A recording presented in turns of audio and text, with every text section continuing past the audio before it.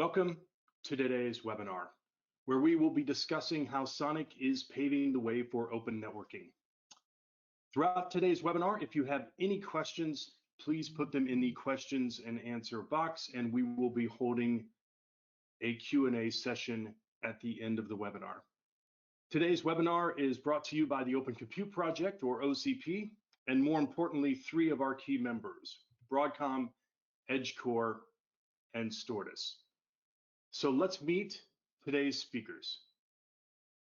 My name is Steve Helby, and I'm the VP of Channel for the Open Compute Project, currently based in London, and I've been with OCP now for a little over 6 years. Cameron? Thank you, Steve. Good morning, everybody. Welcome to this webinar. My name is Kamran Naqvi.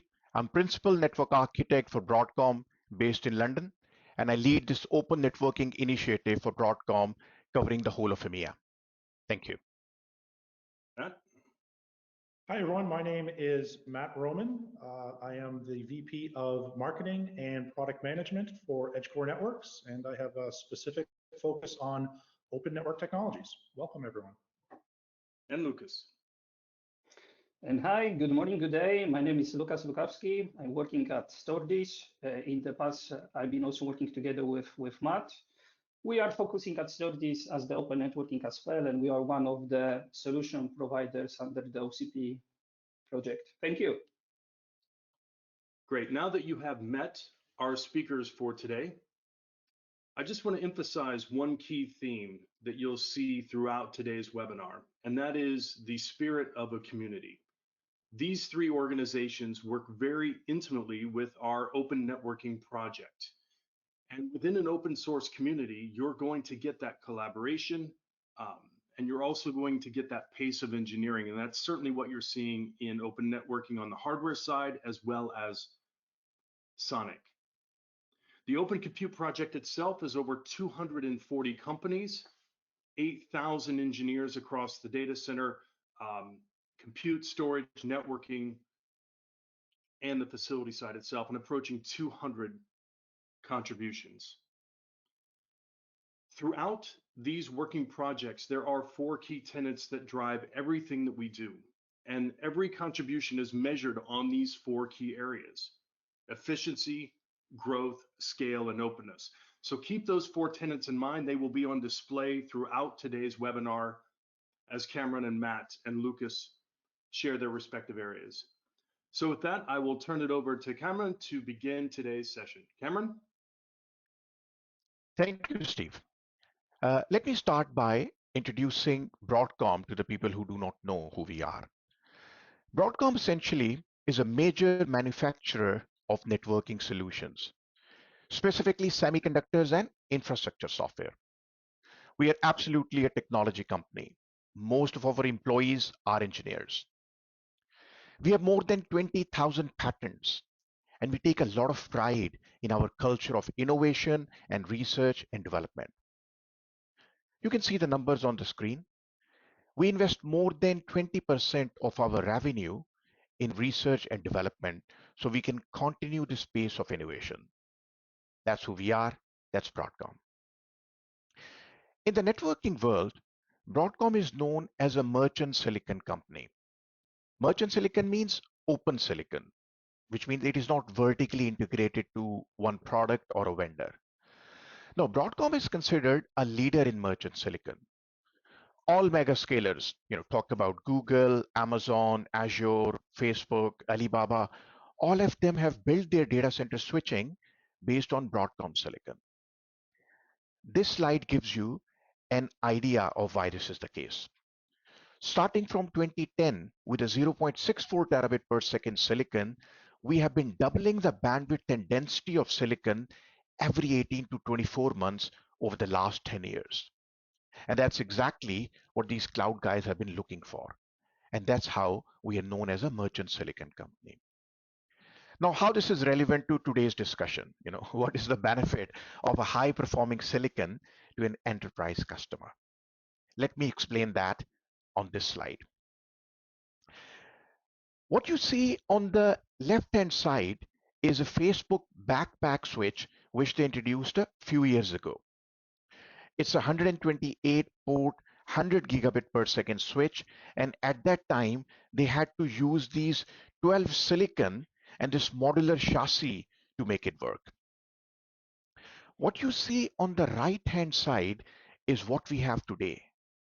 With a 12.8 terabit per second chip available, we can have all this performance in a much smaller footprint. So you can see how this innovation in silicon has simplified the hardware. And this simplification in hardware, not only that it leads to dramatic reduction in system cost and system power consumption, it also leads to simplification in software. Why? Once again, look at these 12 silicon. Making these 12 silicon work together, interoperate together in software is a very complicated task. And that is where a lot of bugs are introduced. That is where a lot of issues are introduced. So when you simplify the hardware, it becomes very easy to write software for it. And because of these innovation in silicon, because writing software has become easier, we can see there is a plethora of open source network operating systems out there. You may have heard about Stratum from Google. You may have heard about FBOSS from Facebook, but SONiC is the one that has been getting the most traction. SONiC was introduced or developed by Microsoft, and they initially developed it for their own Azure cloud, but they made it open source in 2017. Broadcom has been working with Microsoft and SONiC community since early days. Today, Broadcom is the largest contributor to SONiC and SI project, as you can see in this pie chart from Microsoft Keynote. What has been our contributions to SONiC? So Broadcom initially focused on the SI layer to enable Broadcom Silicon to work with SONiC. But since 2019, we have been working on the entire stack of SONiC, including the application layer. We introduced this whole new management framework to SONiC. We also created this platform development kit, this PDK. What this PDK does is it dramatically reduces the time to enable a new hardware platform in SONiC.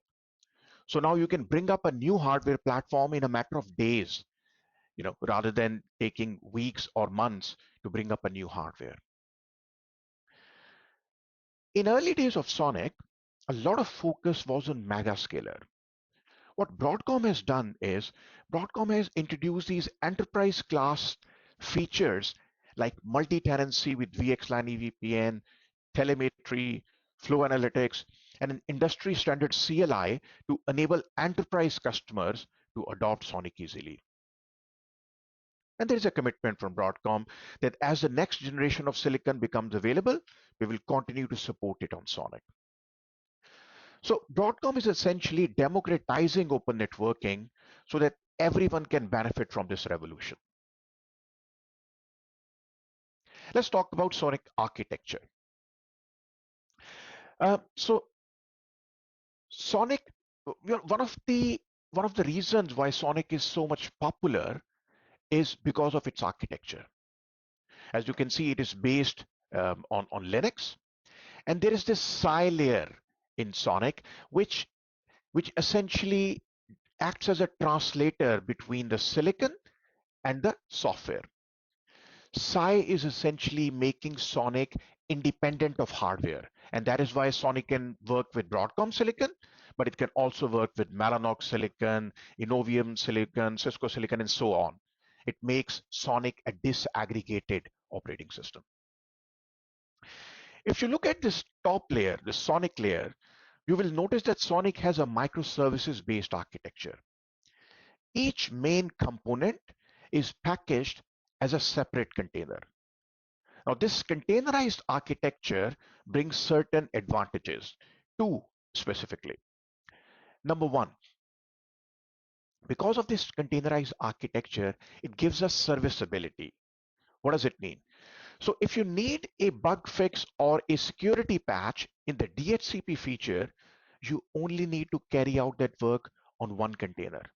without impacting any other feature running on the system.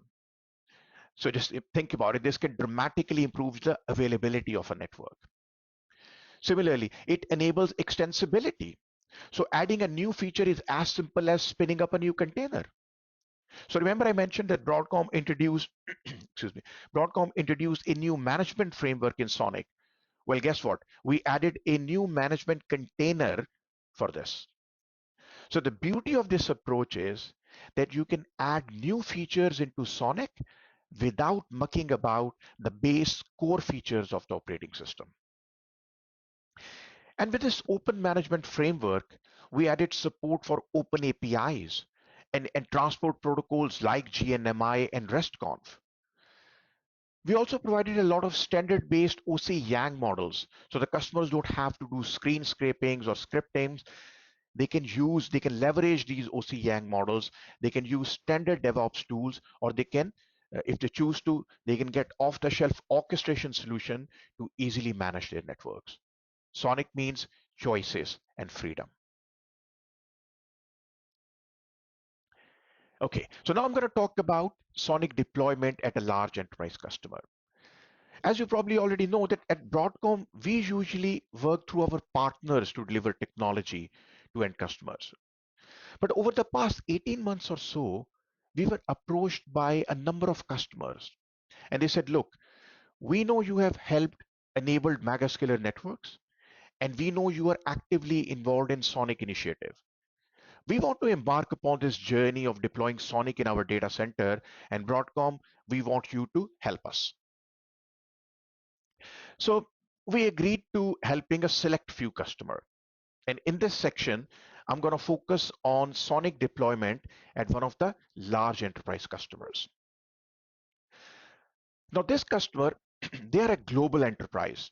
They have a presence in 5 continents. And they have a history of mergers and acquisitions. So they have around 24 business units, which do totally different things. So as you can imagine, security and isolation is very important for this customer. Their incumbent solution was from a popular OEM, and it was not meeting their business requirements. The biggest complaint they had was that the solution lacked agility. Why? Because there were so many bugs in that operating system, the customer was even scared of making a small change in their network.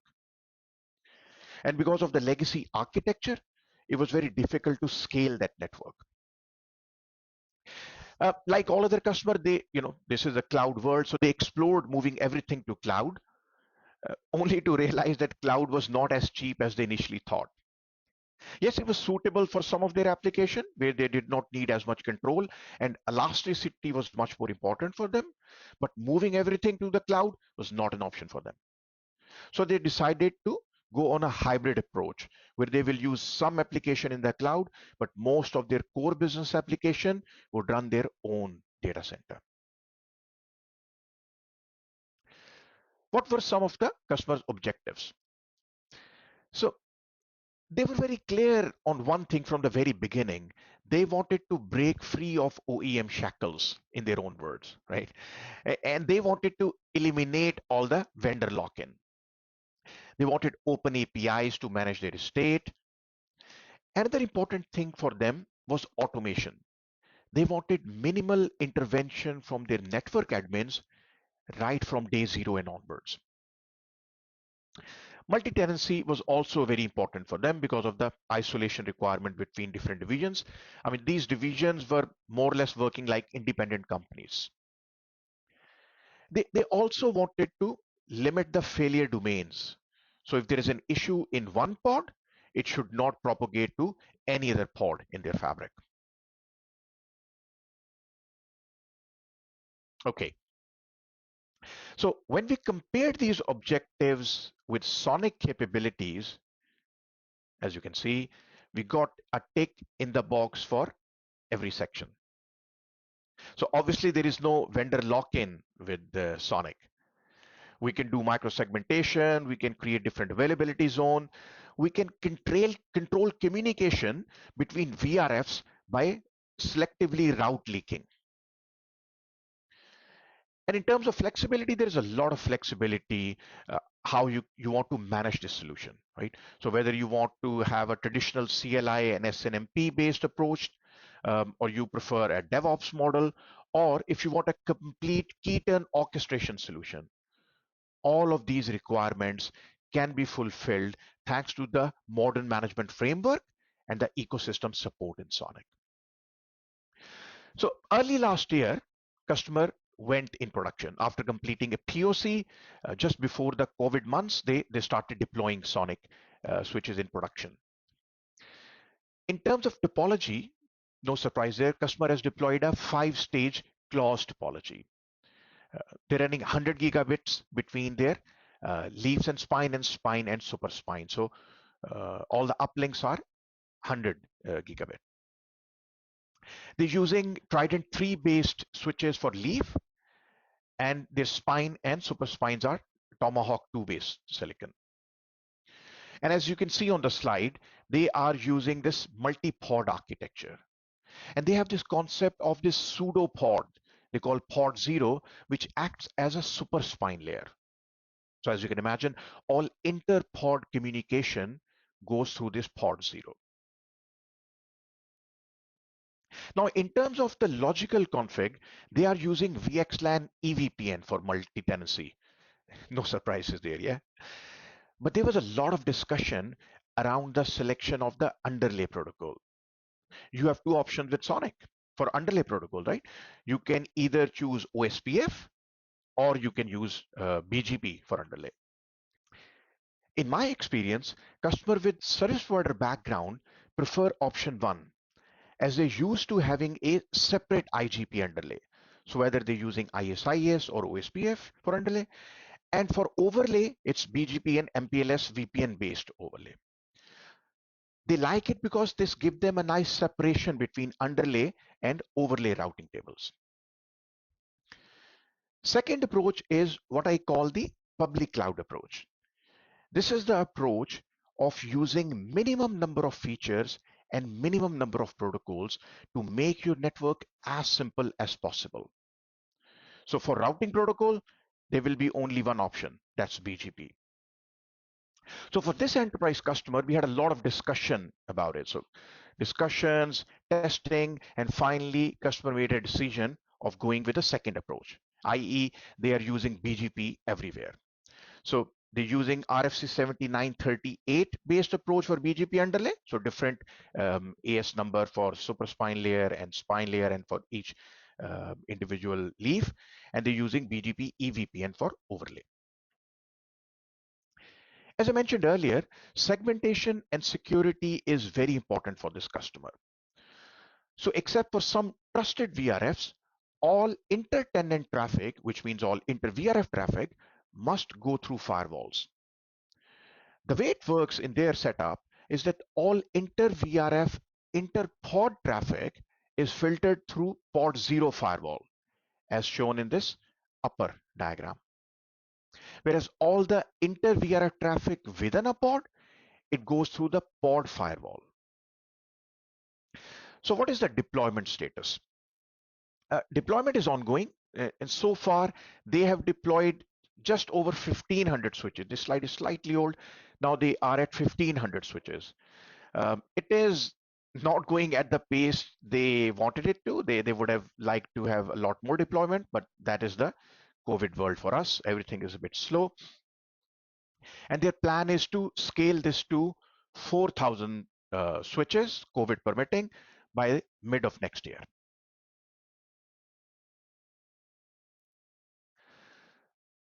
So what are some of the key benefits that customer has achieved, right? So now they have been in production for nearly a year. What they have observed is that their network availability is greatly improved. They did hit some issues, but number of issues they hit in SONiC fabric is dramatically lower than what they observed in the legacy network. And remember, that is during the time when the network churn in SONiC fabric was far greater. So they can definitely see that having a streamlined and simplified network increased their network availability a lot. Automation has improved their productivity a lot. It's a lot simpler and easier for them to manage SONiC estate. But the biggest gain for this customer has been in terms of performance. So moving away from a three-tiered legacy network, their application performance has improved many folds. And given there are no workload placement restriction in this VXLAN EVPN architecture, their server utilization has increased a lot. Now their server utilization stands at above 70%. Compared to previously, it was hardly somewhere between 40 to 50% server utilization. And as we all know, servers are the most valuable assets of a data center. So this new architecture and this new technology has allowed this customer to get the most out of their most valuable asset of the data center. Next benefit here is the rapid troubleshooting.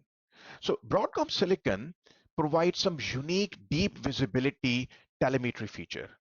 And these features are exposed to enterprise customer by SONiC.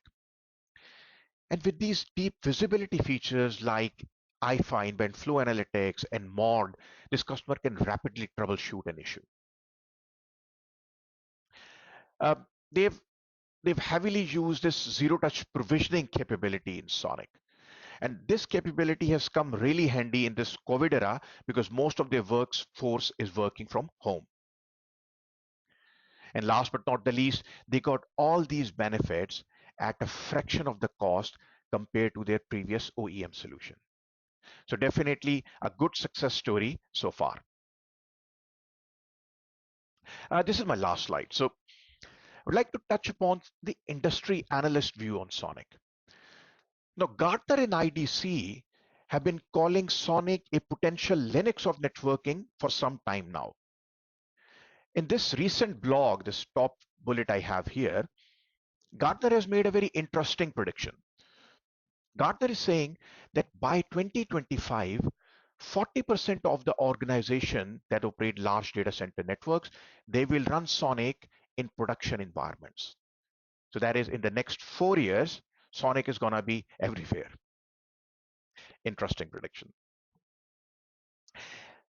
In the end, I want to leave you with this thought. In the past, some of our customers, they faced hurdles on their journey to adopting open networking. But I strongly believe that with this unique architecture, its open management framework and large ecosystem of partners, SONiC is definitely paving the way for open networking. Thank you very much for listening, and I look forward to answering any question you may have in the Q&A section. And now it's back to you, Steve. Thank you, Cameron. Some great points throughout your entire presentation. There were a few that were pretty interesting. One is the number of switches that are running across those 7 data centers in an enterprise. So you have an enterprise company running OCP accepted switches across 7 data centers using SONiC. And the second is how you'd mentioned toward the end there with the key benefits about how it's increased your overall server utilization up towards 70% from 40 to 50% using legacy or traditional hardware. And then lastly, just the overall CapEx and how it was built using a fraction of the cost of a traditional OEM solution. So really enjoyed that, Cameron. Thank you very much. And now we will move on to the next section with Matt from Edgecore. Matt? Thank you, Steve. I'll tell you a bit about Edgecore and our company and our products and what we're doing with SONiC. So Edgecore provides a full portfolio of open and traditional network platforms. Edgecore is a wholly owned subsidiary of the Acton Group.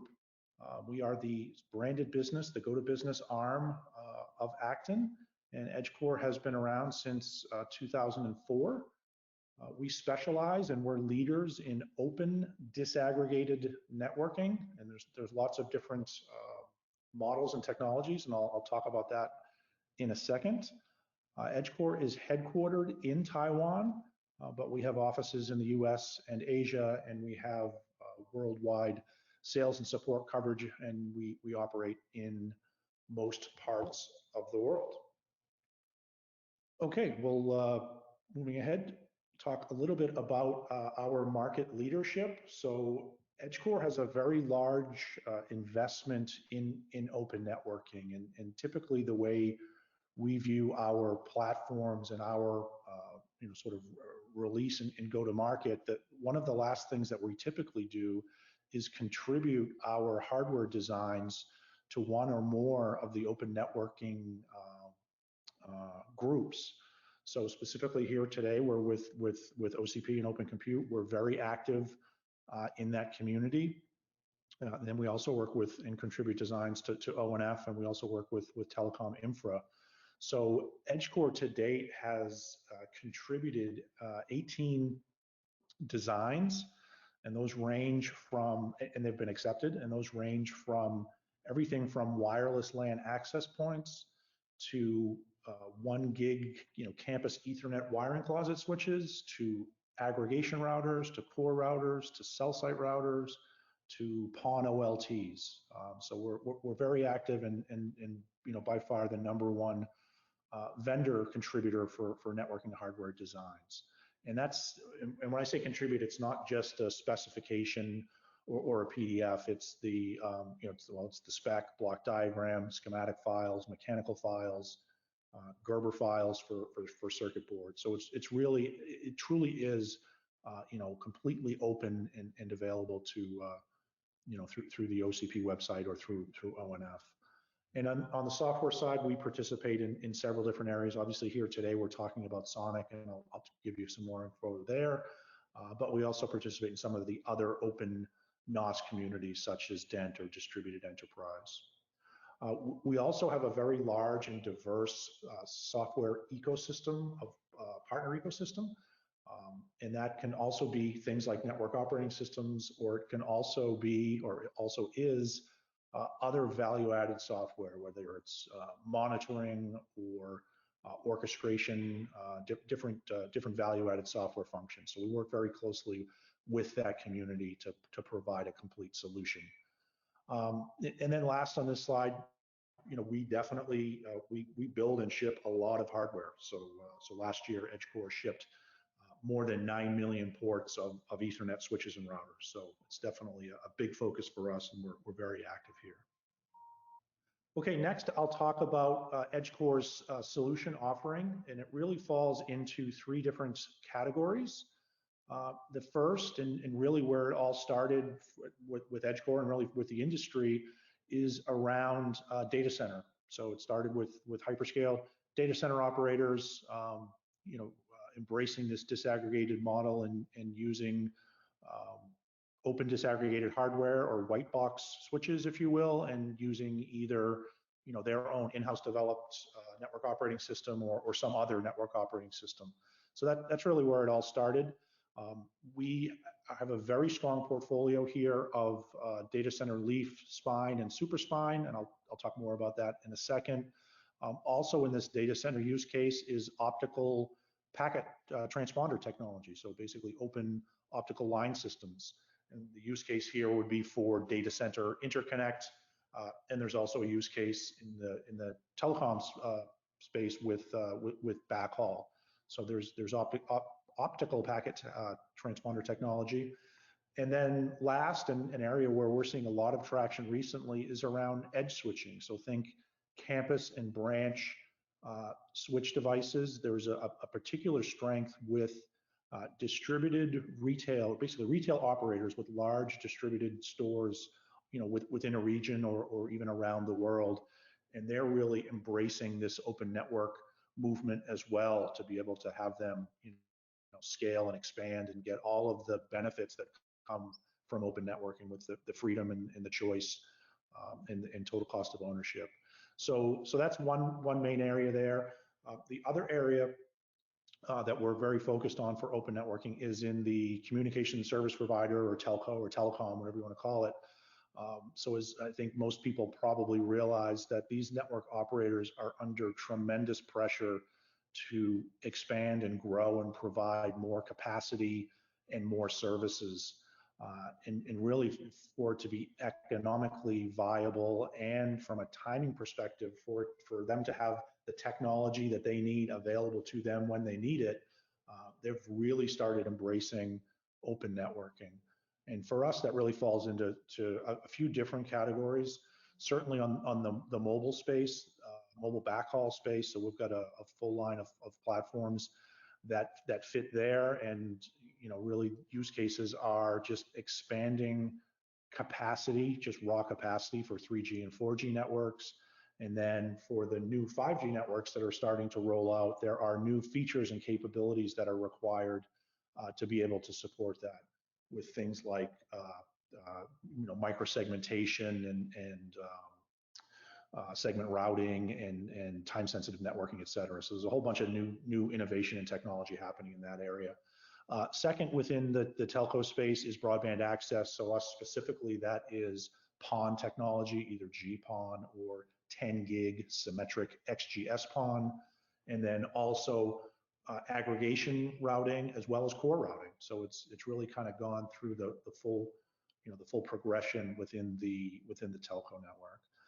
And then last here is traditional wired and wireless. So we've got a full line of 60 gigahertz wireless technology, as well as Wi-Fi, so Wi-Fi 6 access points, all managed and controlled with our open controller that we call EC Cloud, and that also manages our traditional wired platforms. And there's lots of different configurations and use cases. So that's just a quick overview of some of the solutions and where they fit and how they relate back to open networking. Okay, so I will jump ahead and talk a little bit about Edgecore and what we're doing with SONiC. So Cameron showed a great chart in his presentation showing where Broadcom was and their contributions. I did want to highlight that Edgecore is also contributing to the community, and for historical reasons, in this presentation that Microsoft did at OCP Global Summit, we're reported as both Edgecore and Acton. But if you sum those together, within this time slice, we were in the top 5 contributor from a company perspective. So we're certainly proud of that, and we're continuing to participate actively in the community.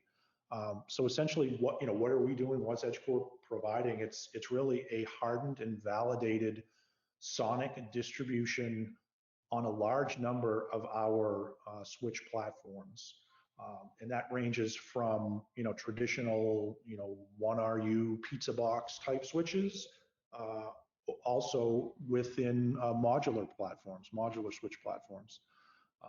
And it sort of runs the gamut from an interface speed perspective all the way from 1 gig for data center management switches or possibly campus, all the way up through 400 gig.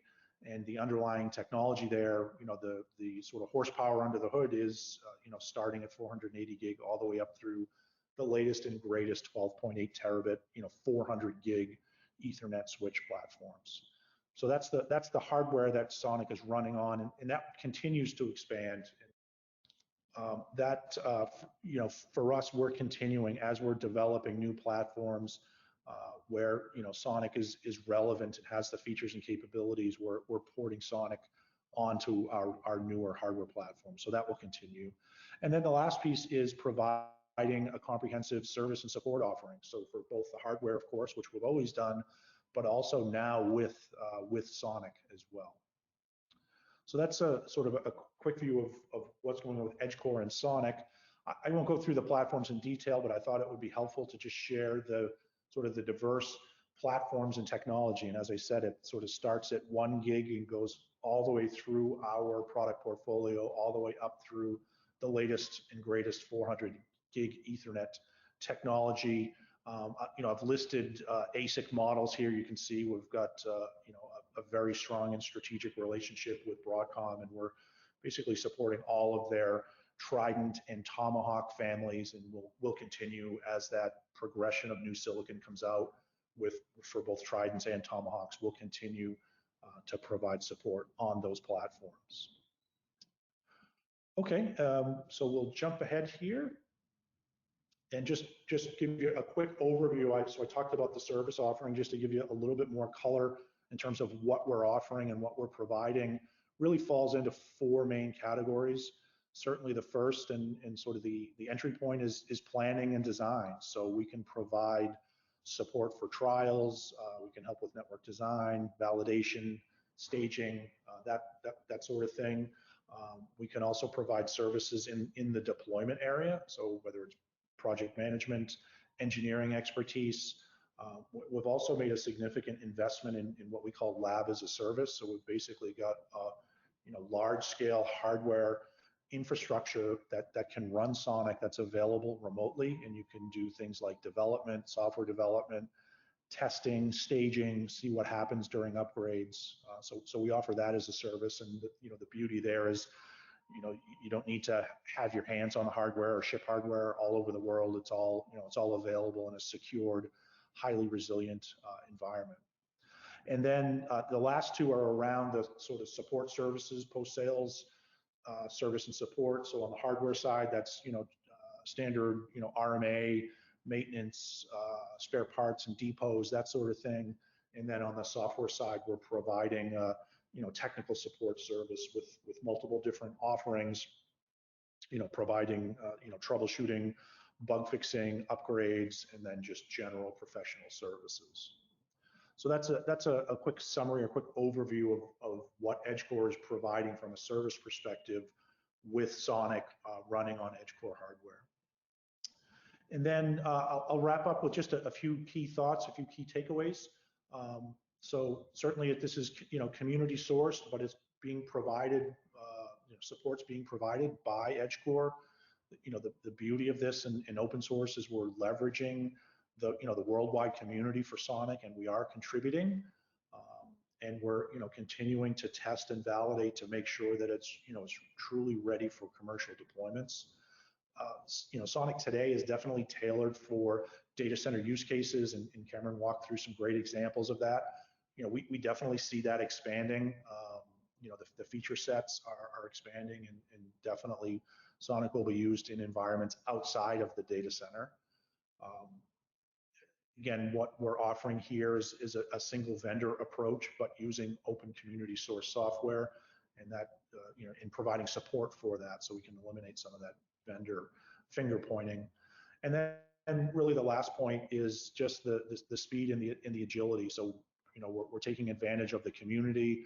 Edgecore itself has a large investment. We're working with our partners, and we've got a great and strategic relationship with our silicon vendors, which allows us to have early access and really enables us to be first to market with innovative hardware designs with validated network operating systems, SONiC running on top of that. So I will stop here. Thank you, and back to you, Steve.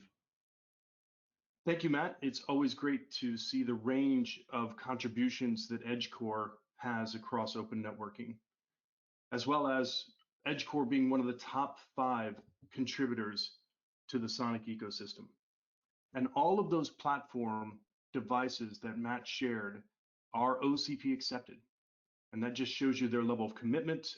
All of those devices are also available to view on our OCP Marketplace. So let's move on to the last speaker today, Lucas from STORDIS. So over to you, Lucas. Thanks, Steve. So let's go to my part. I don't want to show our whole STORDIS history, because the company been founded in fact in 2007, but it will be exciting to show you how we've been starting our journey with the open networking. So in fact, we are like the one of the potentially oldest open networking distributor here in Europe, and in fact also one of the largest partner of Edgecore, if we are talking about the Edgecore products and open networking. So the journey we started in 2014. That was when STORDIS been signing the contract with Edgecore. And just a year after, we had some first success related with the SDN project. One was related with the telco space as the introduction. First, let's say, meetings and the proof of concept. And also the same year, 2015, we've been going over a project related with the broadcast, streaming broadcast television. In 2017, we started our STORDIS Academy. That is something really exciting as a company. Up to now, we are providing P4 programming training. In general, our academy is growing, and we are also adding the other topics. In the same year, in 2017, we've been funding our office in UK. I maybe didn't mention that about that, but our headquarters is located in Stuttgart, in Germany. But we also do have a mentioned office in UK. In 2018, we've been designing our own programming switches. That is, I believe, also pretty unique, like for, let's say, a typical distributor. And today, those switches are better known under the APS network brand. Moving forward and going to 2020. So in 2020, this is where we ramp out our SONiC activities. We've been watching the whole project very carefully, basically from the beginning. Same year, last year, we started with our remote SONiC lab. So also, if someone would like to put their hands on, play with the SONiC, this is where definitely we can help. The lab is located in Stuttgart. We are right now working on another one located in our UK office. But also, beside that lab and the remote access, we are working as we speak on more like a mobile rack. So this is like a smaller rack with 12 or 14 inches with the leaf and spine and switches inside with some servers, with the pre-installed SONiC environment where, you know, it could be ready to send to where it is needed. It's a special rack which could stay in the transport with those all shock vibration system.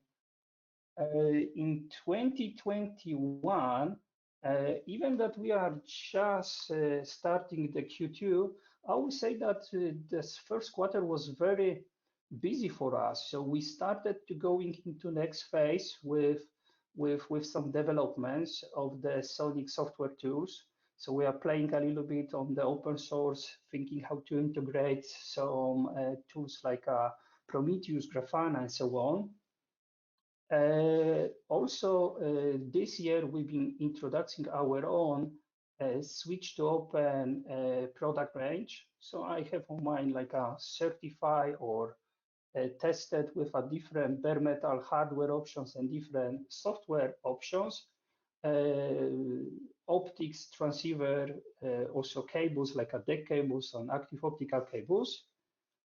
We also are really focusing on our partners. So we are starting and we are promoting our STORDIS Switch to partner program, where basically for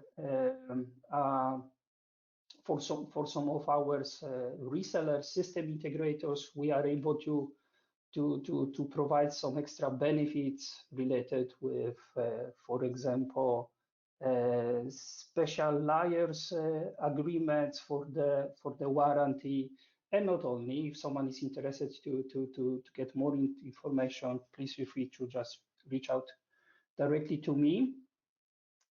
I mentioned it a little bit about the support, about the SLA, about the warranty.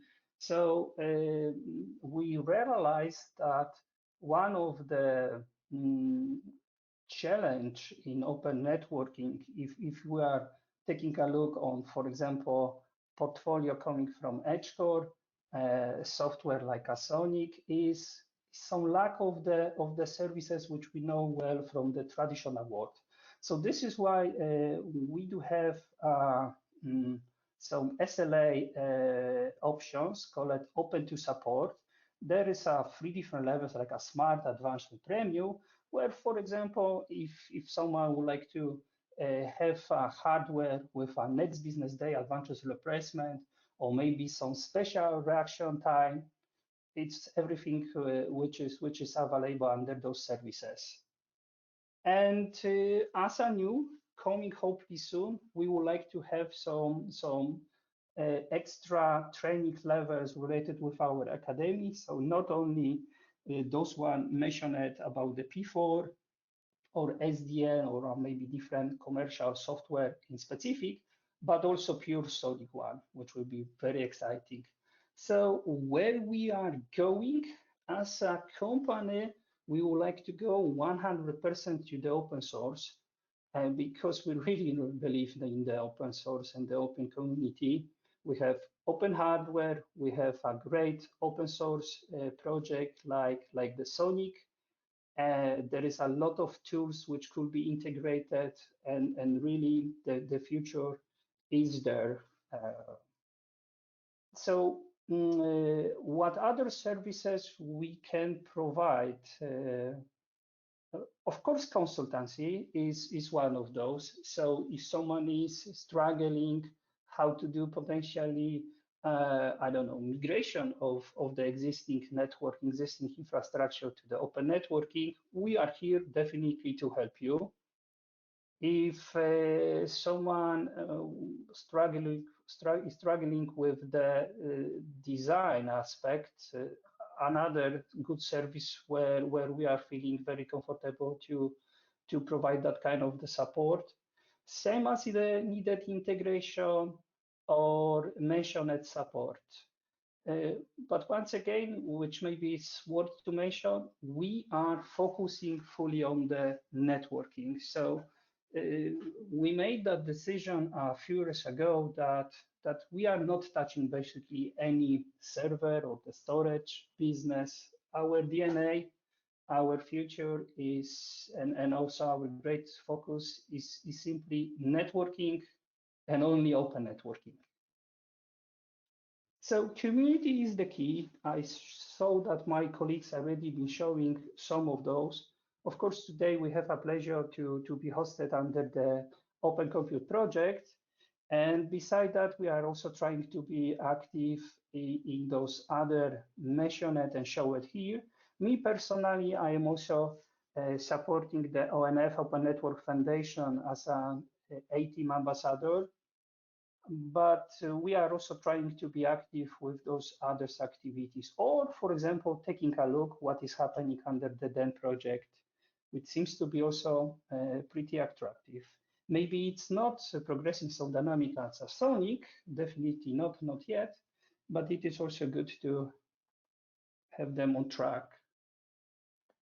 So we are saying that the business needs to base on the trust. So we trust our partners trust us. We are working with Edgecore, we are working with Broadcom, we are working with Intel. We are also working with the other pieces and pieces to create our solution. So really depends, different operation software systems, different management layers. But also, as we can see on that right side, the open source community and different aspects of the open source.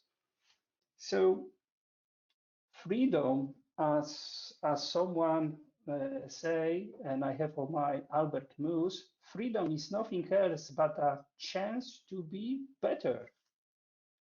So let's be better together. And that will be everything from my side. I really appreciate. Let's start the Q&A session.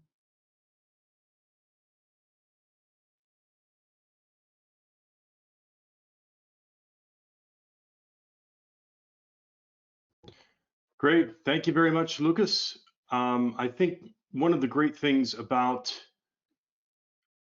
STORDIS is the way that you've pivoted a lot of your business around this open networking roadmap, and the way that you highlighted the SONiC tools, the SONiC programs, the SONiC labs that you have in place. It'll be really interesting to see what you do over the next few years as that roadmap takes shape. So I believe we have everyone here. Cameron is available. His webcam decided to not work right now, but he is available as we work through Q&A. So we really appreciate everyone's attention. We do have quite a few questions, so we'll get to as many as we can. And if those that do go unanswered, we will follow up with email responses. So the first question is for, Matt on this one here. So does Edgecore offer a commercially supported model? Yeah, absolutely, Steve. That's definitely one of the key things and the key value adds that we're providing is a SONiC distribution that's from the community, but has been fully tested and validated, and we share test reports and what things we've found. So it's a very solid starting point, and then we're also providing and wrapping around a service and support offering.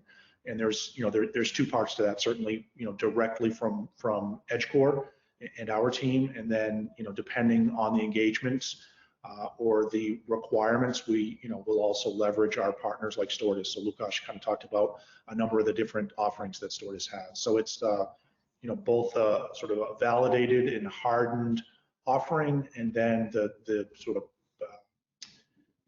design, installation services, and all of the post-installation support that goes along with that. Okay, and Lucas, just on your commercially supported offering, then you'll work with people like Edgecore and Broadcom, is that correct? Yes, we can say that definitely we're working very closely with especially with Edgecore. So as a distributor, we have the access to the whole range open networking products. This is the one, but also here locally, we are trying to fill the gaps, which unfortunately been missing in the open networking world. Like for example, some SLA, even next business day advances replacement, something like that was a challenge in the past. So we decided to fill those gaps. So for example, if someone needs some special SLA, maybe even with some reaction time, this is everything what we can very easily provide to our partners locally, directly, or even of our, let's say, over our partner network.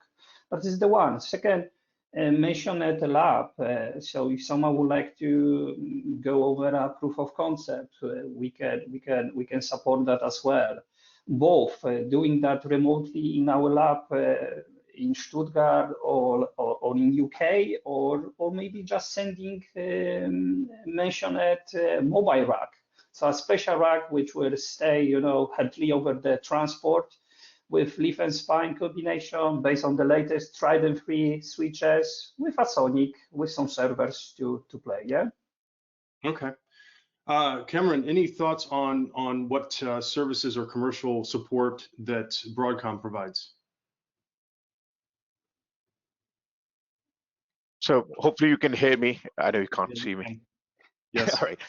So Broadcom model is partner-led. So the Broadcom focus is to enable the ecosystem partners to support and promote SONiC and open networking. So we are working with our partners like Dell, like Edgecore, like IPI, and so on. Okay, great.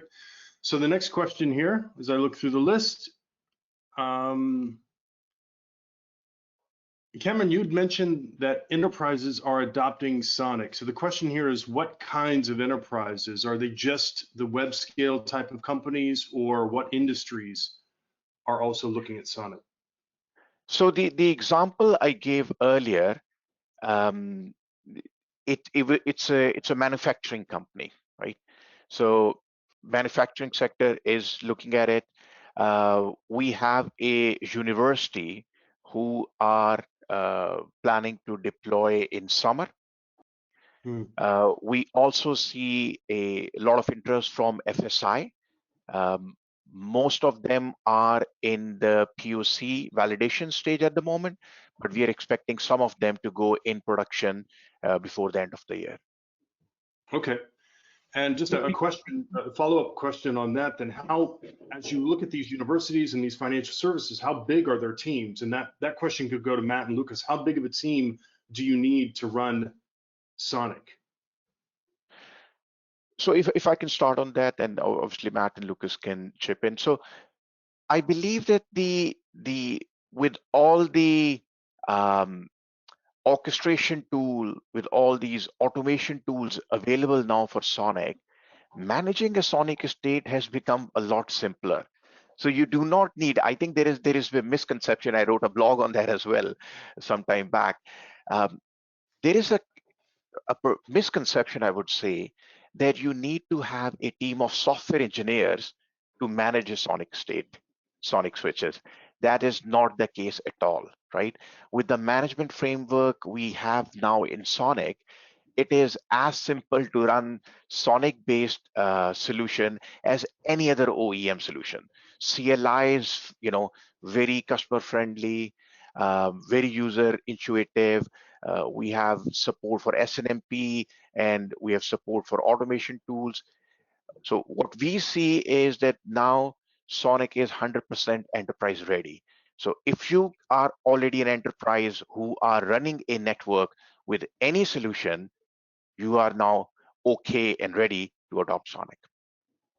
Okay. Matt, any thoughts on that? Yeah, no, I agree with that. I just wanted to highlight another use case outside of traditional data center that we at Edgecore are seeing a lot of traction in, and that is retail, distributed retail. So, retail operators that have, either regionally or globally, many, thousands of locations, and they've really focused on SONiC as a solution for that. And that's, sort of two different examples.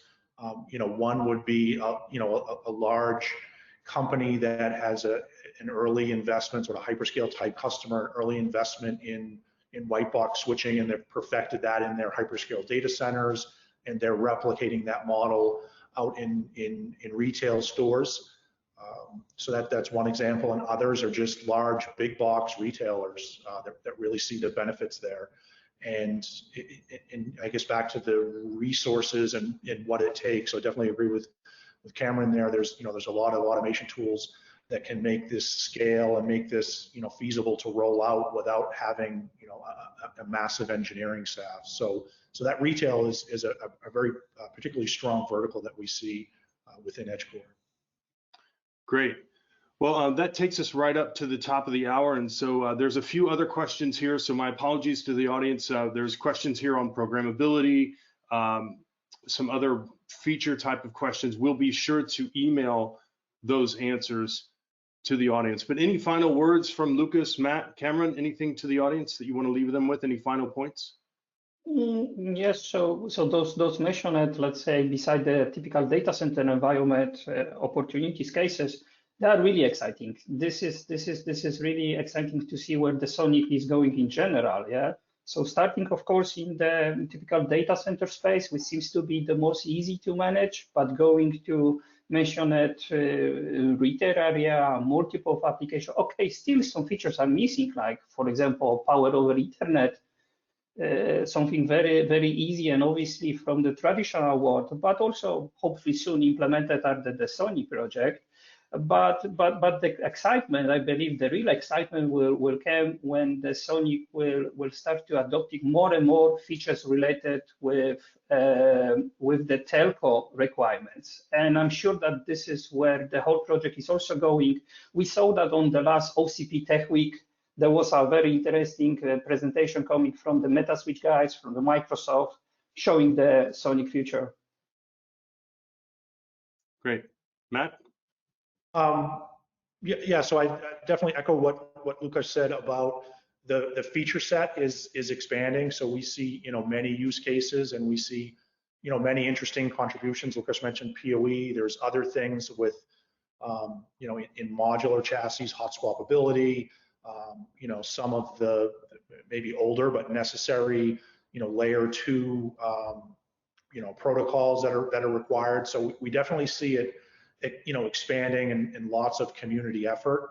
I guess the other point I'd like to make is that SONiC is real and here, and it's deployable, and you don't have to be Microsoft Azure, to roll this out. We've got many customers at a much smaller scale that are taking this, trialing it, and putting it into production. So it's really exciting.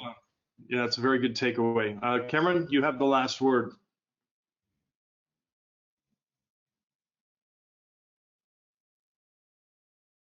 Not sure if you can hear us or not, or if you may be on mute. I was on mute, yeah. So now I was saying that, Matt exactly summed it up in the way I wanted to sum it up as well. So you don't have to be a mega scaler to adopt SONiC, right? SONiC is available. It is ready. Just get your hands dirty and start deploying it, start playing around with it. Some people have been asking me in the past, how we can, get some training on it, how we can, learn how to use SONiC.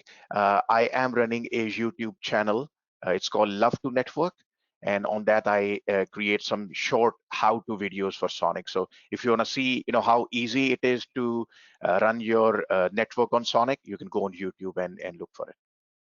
That's great. I encourage everyone to check that channel out, and we'll be probably including that in one of the links on the post recording as well. So my appreciation to the 3 members within OCP, STORDIS, Edgecore, and Broadcom. We really appreciate your community involvement and your leadership in open networking. My thanks to everyone that attended, and we hope you found this educational and informative, and we will be posting this recording on our YouTube channel as well, along with the slide deck for download. So with that, we will end today's session, and thanks again, everyone, for joining. Thank you. Thank you.